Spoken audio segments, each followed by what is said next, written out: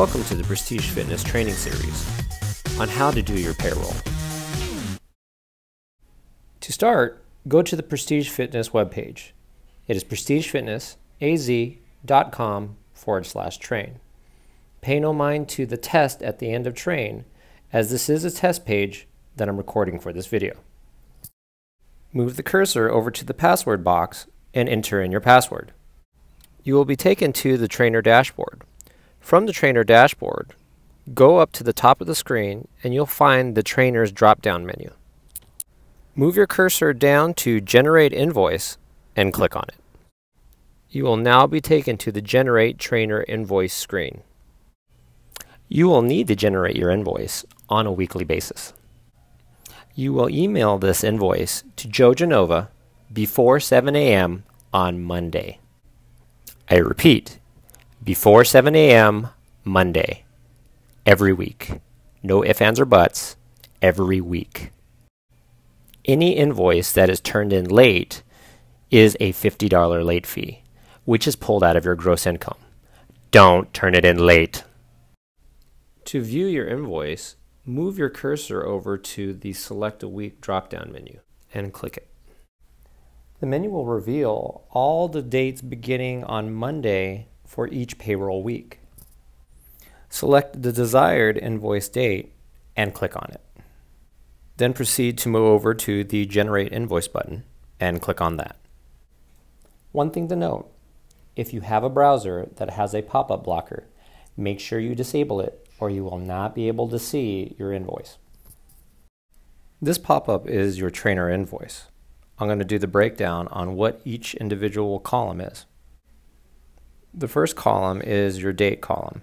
It has a timestamp and date of when you redeemed your client. Next over is the client column, which has the first and last name of your client.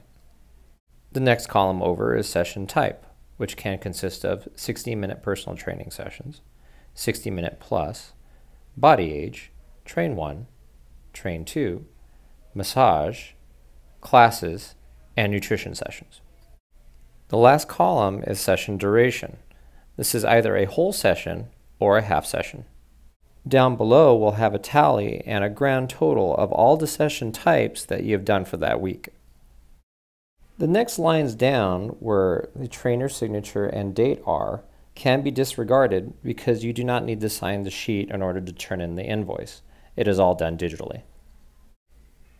One of your responsibilities as a personal trainer is to ensure that your invoice is correct. Check your invoice on a daily basis and make sure your totals represent what you've worked for the day. If you have a discrepancy, notify the fitness director right away. Sean Shahan's number is 520-404-2439. You will send him a text on the discrepancy so that way he can bring your invoice up to date. Reasons why you might have a discrepancy could be a no-call, no-show, could be a late cancel, or you just forgot to redeem the session. Send these discrepancies as you get them.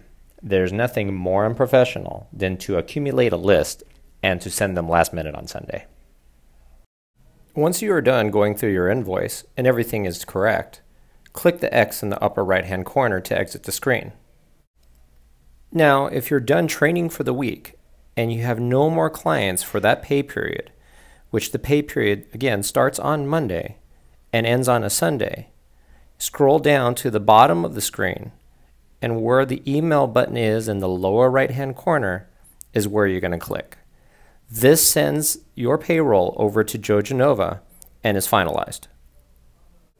Now, if you click Generate Invoice and you get this message, an invoice cannot be generated until there is at least one event scheduled each day in the next week. You will need to go to your calendar and make sure you have something scheduled for every single day of the week. This does not have to be a training session. It just needs to be availability or unavailability, but it has to be every day.